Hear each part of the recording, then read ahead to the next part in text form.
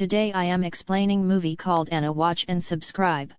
The premise of the movie is set far in the future in a post-apocalyptic timeline. The world has been taken over by a deadly infectious disease called red fever. It causes red spots all over the body and kills a person within a few weeks. Its unique characteristic is that it only kills adult humans, leaving the children are unaffected. However, the virus remains static in the children's bodies and kills them after puberty when they turn into adults. It also causes infertility, which is currently threatening the existence of mankind in such a world. A 13-year-old Sicilian girl named Anna lives with her 5-year-old brother asked her in the middle of the woods. They survive off expired food that Anna brings from the city once in a while. The property is surrounded by barbed wire that Astor is not allowed to cross. Anna has told him that the outside world has monsters who will kill him instantly if he gets out. They have been living in such conditions for around 5 years. The scene cuts to the beginning phase of the red fever and his parents share custody of her, but she likes her father better.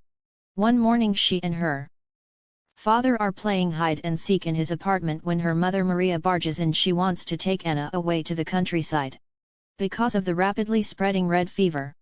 Although reluctant, the father allows Anna to go, promising to meet her on the weekend. Maria's house in the countryside is also in the middle of the woods. She lives with her boyfriend Damiano and her infant son asked her, and it doesn't like either of them because she thinks they're the reason her parents separated. Maria frequently tries to make Anna get along with Astor, but nothing works, with the spread of red fever turning into an alarming epidemic. Maria and Damiano refrain from going into the city as much as they can. But since the disease hasn't been seen in their city yet, Anna and Astor go to school regularly. One day the teachers at school are diagnosed with red fever, which causes chaos. The parents come to take their children back home and be safe. Maria is called several times, but she doesn't pick up because she is busy making love to Damien. In the end, only Anna and Astor are left alone with no word from their parents. Says sex can be dangerous. A kind teacher named Angel decides to give them a ride home, although she doesn't know their address and tries to guide her through the streets, but since the house is in the middle of the woods, they get confused and lost. Angel tries calling Maria but doesn't get a signal on her phone. On stepping out of the car, she witnesses a couple murdering the owner of a restaurant. They approach her and kill her as well. In the end, the siblings are stranded on their own and have to walk home alone. Back at home, Maria discovers a red mark on Damien's shoulder. She asks him to get out of the house instantly because if she gets the disease to the children will be left all alone. When Damiano hesitates, she looks at her phone and finds several voice messages from Angel. She immediately goes looking for the children and brings them back on the weekend end. His father comes to visit her, but he is in very bad shape. Maria refuses to let him in, knowing that he will put their lives at risk as well. That evening, Anna sees her father getting back into the car and falling unconscious. Within a few days, everyone gets the disease, including Maria. She knows she doesn't have many days to live, but the thought of her children being left alone scares her. Hence she starts writing point-by-point steps for the kids so they can survive in the new world. The first point on the list says that Anna has to take care of herself and asked her no matter what they have to stick with each other and face the challenges together. Back in the presence of a grown Anna tells Astor that the trees save them from the outside world and he can only go out once she is dead. Unaware of the concept of death, asked her wishes for her to die quickly, early in the morning, and it goes to the city to collect supplies. She ends up in a dark room where she finds a stuffed toy for asked her. The room leads her to a church where many children like her are looking for food and supplies. It turns out that after the death of all adults, the new world is ruled by children. They fight, kill and trade for food, and I help some girls bring out a block of moldy cheese from under a heavy box. She gets into an argument with them about who gets to take the cheese. They are also joined by a guy named Pietro. He has 2 bottles of juice that he is willing to trade for the cheese, however, Anna tricks all of them and manages to get half a block of cheese and both bottles of juice. Suddenly, the place is raided by a group of rowdy kids named the Blue Children. They rob and kill people and are on top of the pyramid. In a world without adults, Anna and Pietro run for their lives to avoid being robbed. They're chased until they manage to climb a ladder and get to the other side of a library. While Aster's sister is away, he keeps himself busy by running around the jungle, cosplaying as different animals. He notices a jar of olives just outside the fence and tries to retrieve it with a stick. When he accidentally reaches a little further from the fence, he gets scared of the monsters and pulls back to hide from the sad monsters. He uses a garbage bag and covers himself before getting the jar in the city. Pietro and Anna get away from the blue children and make friends with each other. Rumor has it that the blue children have abducted some adults who can cure the red fever with a kiss. It is said that they do it to maintain their rule in the city, but no one believes them. On the way, Pietro sees a guy on the verge of death with red fever. He stops to help him experience a painless death, but Anna thinks it is useless.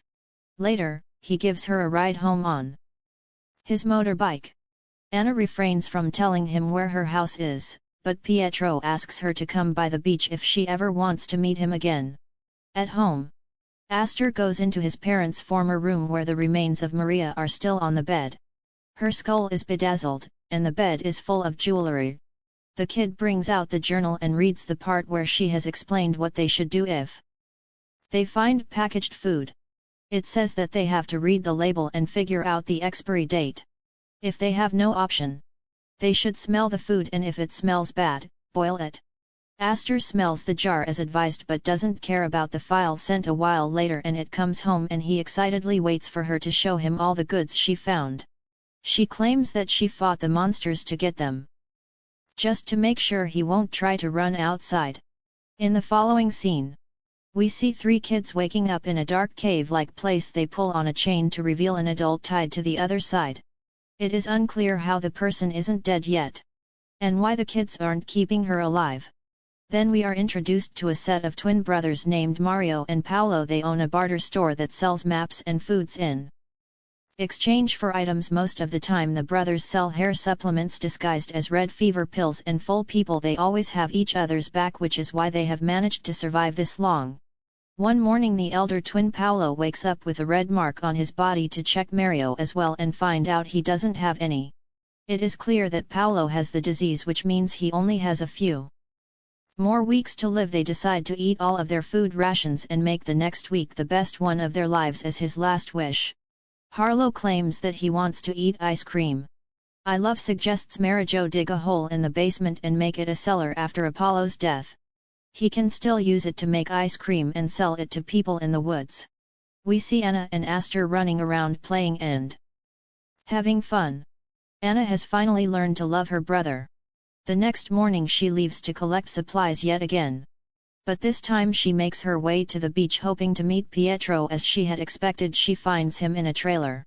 They swim together and spend the rest of the day talking. Pietro also has a liquid on him that makes people high. The duo ingested and lay around the beach looking at each other. It turns out they met each other before the epidemic, when Anna was dared to kiss him in middle school. While she is enjoying her day, Aster is organizing a party of his own in the woods. He lights a bunch of stuff on fire that creates dense smoke. The dangerous blue children are walking down a path near the woods. They see the smoke rising and follow the path to inspect where it is coming from. Aster's wearing his mother's dress and running around the house when the blue children barge in. They don't do any harm, but take away all the supplies in the house. A girl even brings out Maria's skull and makes fun of it. The leader of the thugs calls Aster near. The kid is surprised because all his life he has been told that he and Anna are the only people left on Earth.